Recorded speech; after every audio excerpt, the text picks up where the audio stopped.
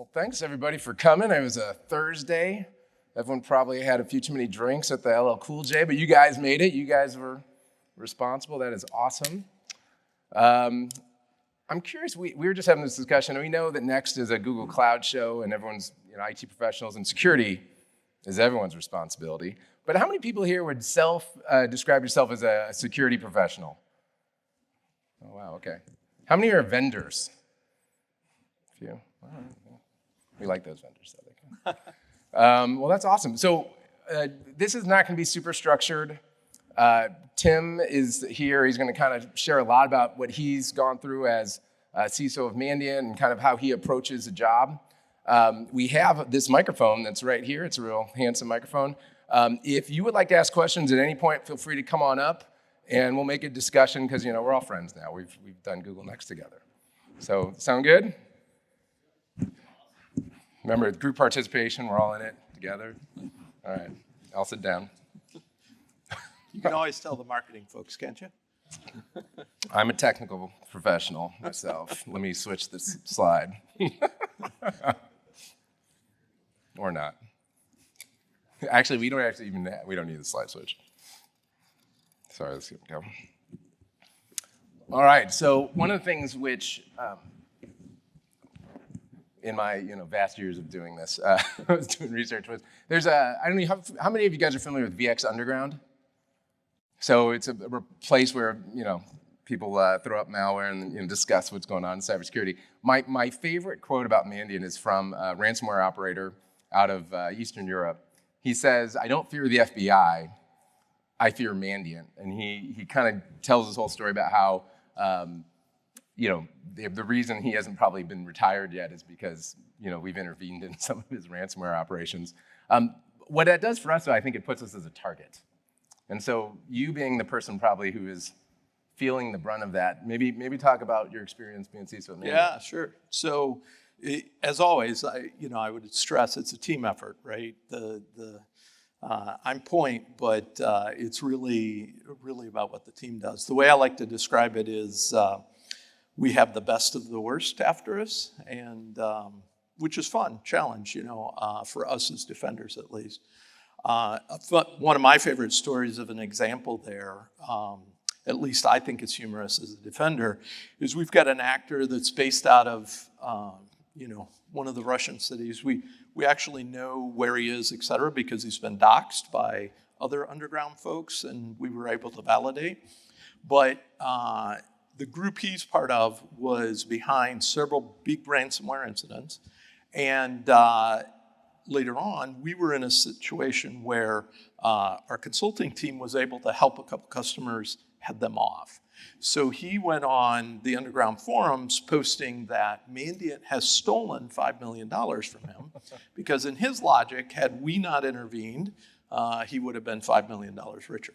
So that's I think a little bit of the glimpse of what it's like. But yeah, from my perspective, there's a bunch of things that we as defenders have that I often see in talking to peers that we're not taking advantage of as much as we can, and that we certainly do. One of those is we really have a home field advantage, right? If you think about it from our perspective, one thing that we have that we can leverage against the attacker, and we obviously as we talk here this morning, we can talk a little bit more about details, but we have the ability to create an environment that is very difficult for them to navigate and very rich for us to find them trying to navigate it, because they can't know our environment until they get into it, right? And taking that and leveraging that against them is, especially, you think about this year where we've seen just a preponderance of ODA exploits used, right? Certainly what Kevin likes to refer to as the apex predators, the top nation state acting groups, for instance, and the top cyber criminal acting groups, they're going to be able to at least get a foothold in our environment. But that's where I think thinking about defense a little more largely, right? while we can't necessarily stop them, obviously we want to try as much as possible, from getting that foothold, we can prevent them from getting what their objective is, right?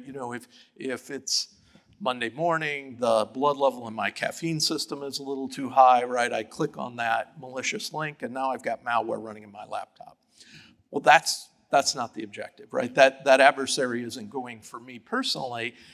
I'm a means to an end, right? I'm a way to get to whatever it is that they're looking to accomplish. And so when we think about breach prevention, I think in that context, that really changes how we go about prioritizing our defenses and where we put them. Well, let's talk about hot 0-day summer. So, I was talking to one of our professionals yesterday who actually presented. I think we're at 54 0 days so far in the year. We obviously have some months left. If we had looked and done this study just even recently, it was a couple of years ago, I think the number one vector for attacks would be phishing. We're clearly seeing known and unknown vulnerabilities being by far the way people are getting in now. How does that change our approach? Like, for example, with the 0-day, what can be done about that? Well, so with the 0-day, we're not going to be able to prevent that initial foothold, right? If a 0-day by definition is an exploit that we don't know about, that nobody knows about, that exists.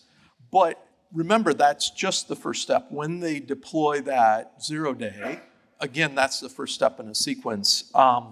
And so I'll give you a specific example that I know Kevin has referred to a lot. We had a defense industrial contractor that we're pretty confident it was, Mandarin-speaking actors behind it. They deployed over the course of that, attack, 3 separate O-days, as well as deploying a previously unknown native malware framework that ran natively in the ESX hypervisor, right?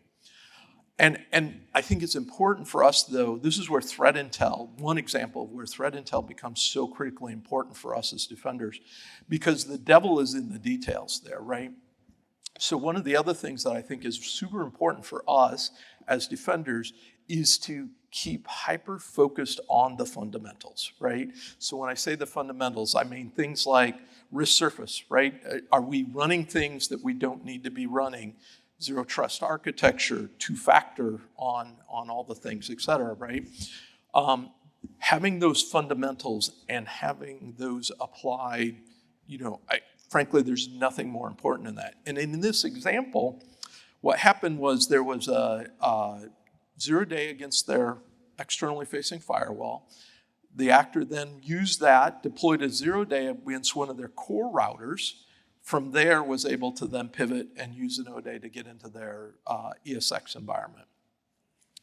The middle piece is kind of important because when you looked at the details for the 0-day, it was in a protocol called SNMP, Simple Network Management Protocol.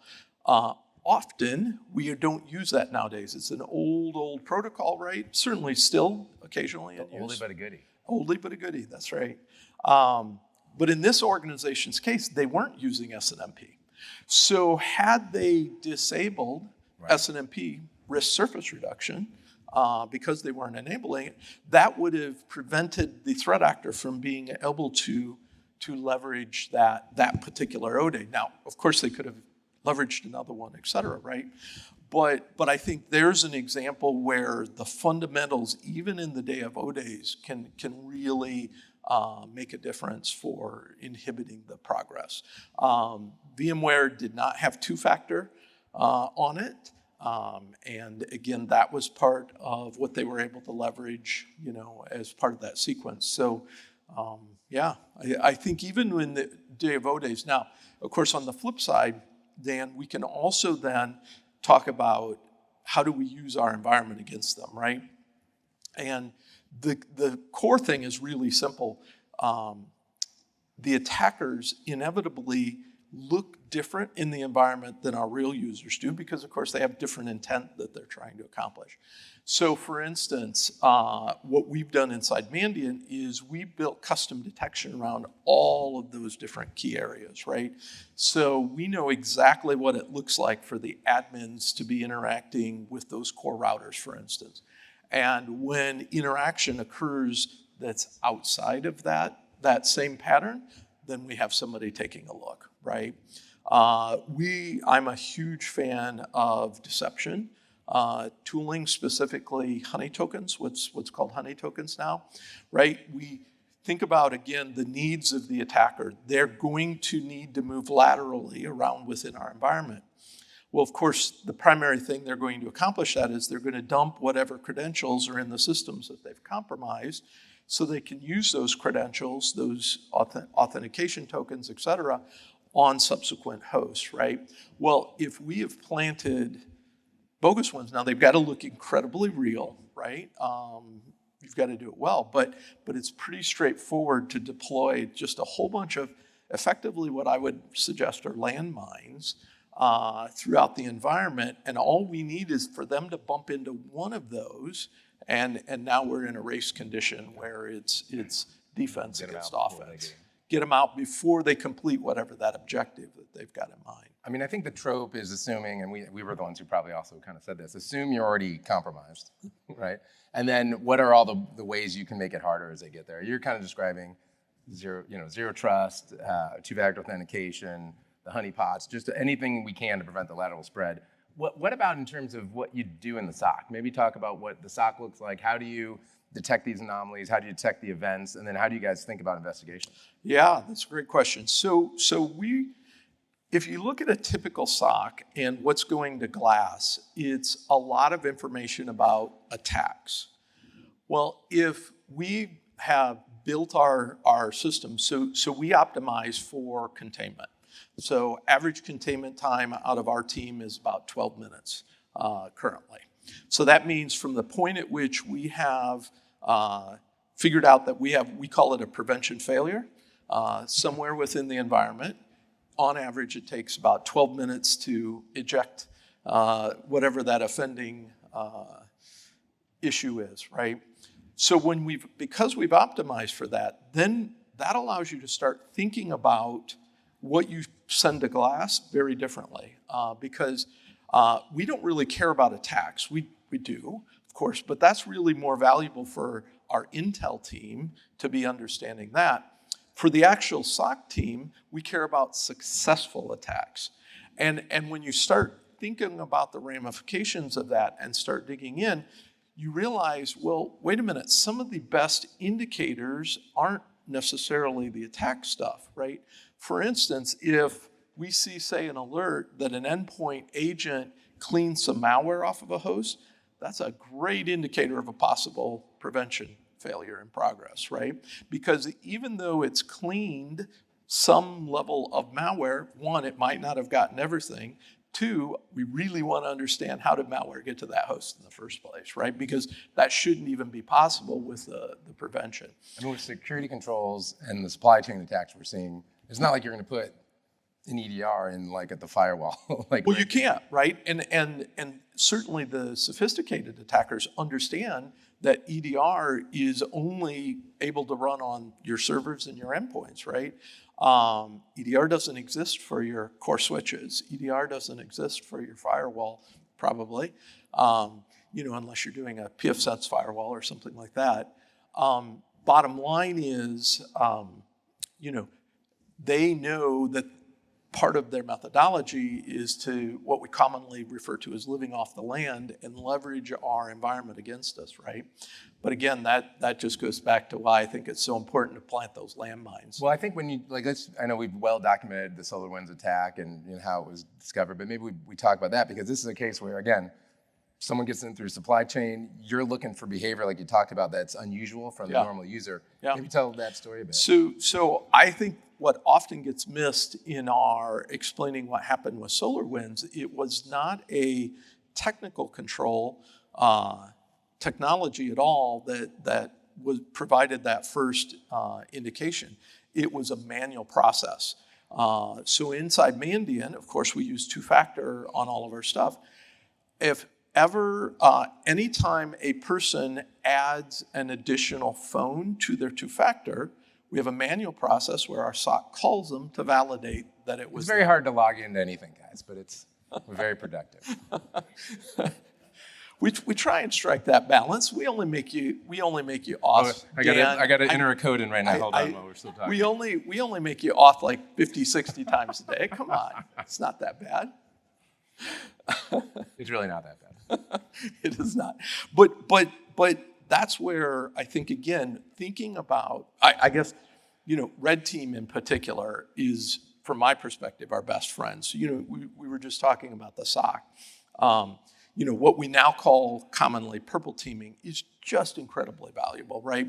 So we're fortunate to have, one of the best red teams on the planet. We have a significant red team mop every single month. So we plan these, of course, out several months in advance.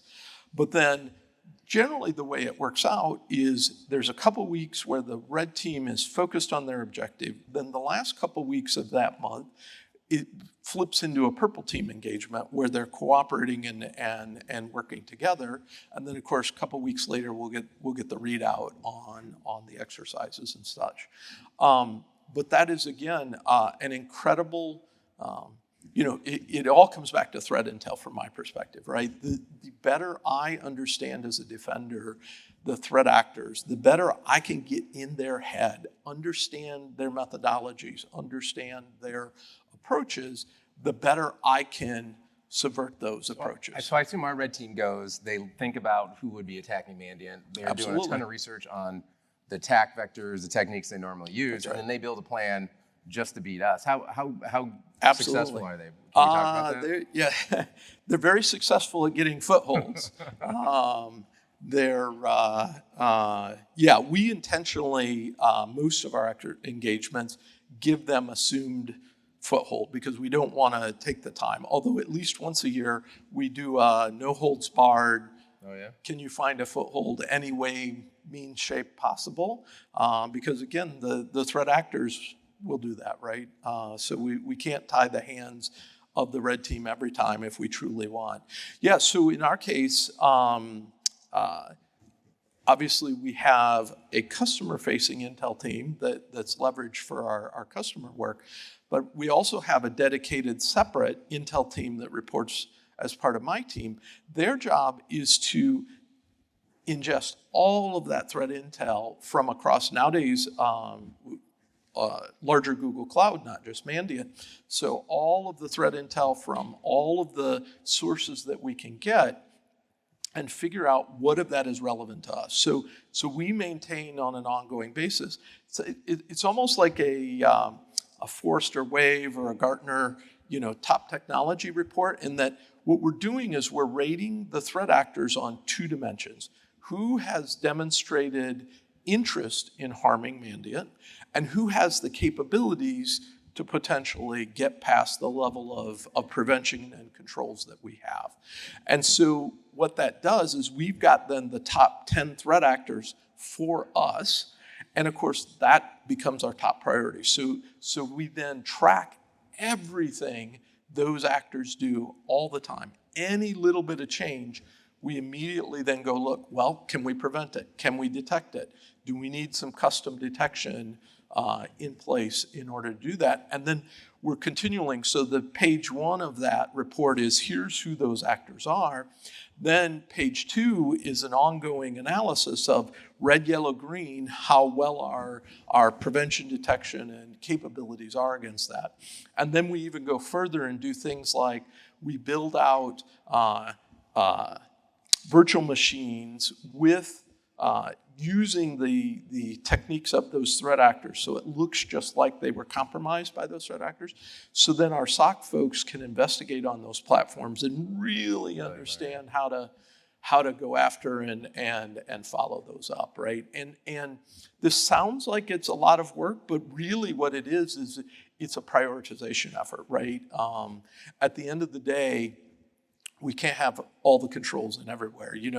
Joking aside, we've got real work to get done. We need real marketing budgets, so we can't put everything into the office of the CISO. Right.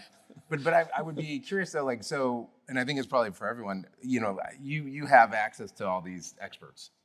How many people here have a threat intelligence team as a part of their security group? So a pretty good amount. That's a good amount. That's awesome. How do you, if you have a smaller team and you don't have access to experts, like what are the things you do? Obviously prioritizing, focusing on certain threat actors and the ones who are most active is important. What are some other recommendations? If you don't have a dedicated threat intel, even considering doing part-time out of your SOC folks and things like that is a great way to start, only because, one, that gives them some variety and allows them to expand out their capabilities. But it's really ultimately, I look at threat intel as a tool for prioritization at the end of the day. Yeah. So if I don't have those, then I'm a huge fan of peers. I have a pretty significant network. I go talk to friends, right? Hey, what are you all doing? What are you all seeing? There's also just a ton of, when you look at the ISACs and things like that, most of the ISAC groups, there's the official ISAC channels, and then there's the unofficial ISAC channels, right? Where, because we've got desires, interests, et cetera, maybe there's some private Slack channels or what have you, right? Where we share a lot of this stuff before. One of the things, so prior to coming back to Mandiant, I spent 6.5 years. I was at Mandiant, went to Target in 2014, helped rebuild their program after their breach in 2013, spent 6.5 years there. Retail is a great example where, Walmart and Target are mortal enemies, in industry, but their cybersecurity teams are hugely collaborative and share all of those, and there's certain things where I think we as industry have to take that mature view where we can have all sorts of competition and need to for business purposes.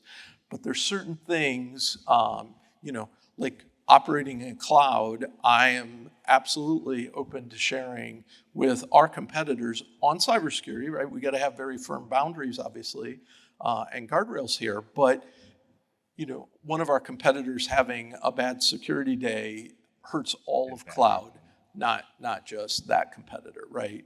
This begs the question, which ISAC vertical is the best hang? Is it the retail group? Is it the tech security group? I don't know. That's a good question. Who would you rather play poker with on Tuesday? Documented. I'm going to plead the fifth on that question. Right.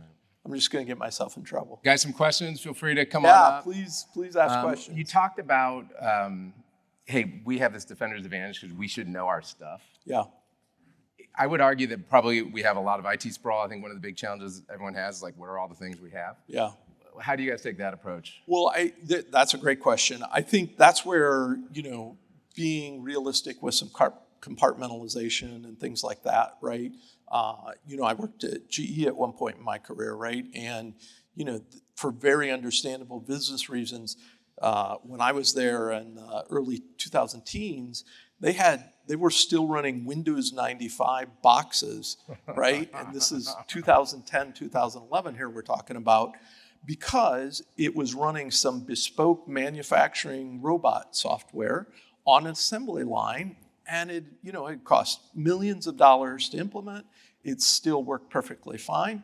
Great, but let's wall those off. They don't need connectivity to the larger environment, and so that's where things like the zero trust architecture really come into play, right?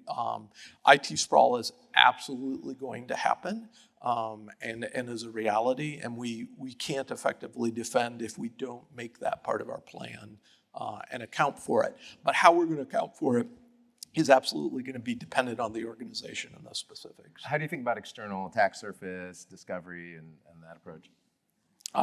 Again, if not knowing that you've got exposed thing is no excuse to having a breach, right? We all know that the threat actors are using the Shodans and all of the myriad tools they have available to them to find gaps. And so much of this stuff is, again, just well-meaning people trying to do their day jobs, Or where I see a lot of problems on external is not to poke a little fun at the marketing, but you go out and hire an external third party to build this cool website, and they stand that up, and they're not a security firm, and because that partnering didn't happen, maybe we didn't get visibility. Not that that would happen with us, of course, because you guys are great partners. But I've seen that happen a lot at organizations where, they're trying to do the right thing, but they just, this marketing firm's got a panel exposed to the internet that has default passwords on it, for goodness sakes. And so if we're not constantly looking for that, but shame on us. Yeah. My opinion. And I guess the matching of vulnerability data to then those external assets is kind of a challenge. It's just an ongoing cleansing process that you're doing. Yep. No, that's right. But there's been a lot of great advances, in that sort of space in the latter years where, they're taking more of an application look at things and not relying on just your agent-based scanning, that sort of thing, right? Because where that becomes incredibly tricky using some of the older agent-based approaches to finding vulnerabilities is in a modern architecture environment, right? We're probably running a virtual machine, so there's a physical machine running multiple virtual machines. Those virtual machines are often then running Docker containers, right? K8s, what have you. And so you've got sub-virtualized, virtualized, et cetera. And so looking at it from the same way that the attackers find it, it just feels like a kind of a no-brainer approach. And I think you end up getting, we'll get right there, a whole bunch of vulnerability alerts saying that you have to patch all these things. Yeah. And even with our own technology, the goal is how do you prioritize the ones that we're seeing in live exploits? How do you prioritize the ones that are protecting crown jewels? Well, that's a good example of where I think we as an industry have an opportunity to continue maturing, right? Take product security. A lot of product security teams are basically just running scanners to look for these, and then they're tossing them over the wall to the input queue for the engineering teams. And I think that's a terrible approach. Their job isn't to be security experts, right? The way our product security team works is the product security folks are engineers themselves. They ingest the tooling results and then go figure out where the problems are in the code, and that's what we go share with the engineering teams. And when you approach security in a partnership thing like that, where, hey, your job is to ship code, our job is to help you ship secure code, right? That unlocks all sorts of, because they don't want to ship insecure code either, right? We just need to do a better job in often helping them with those. And whether it's vulnerabilities in running applications or that, building that kind of partnership with your engineering teams is critical. Hey, thank you guys for coming. Awesome turnout.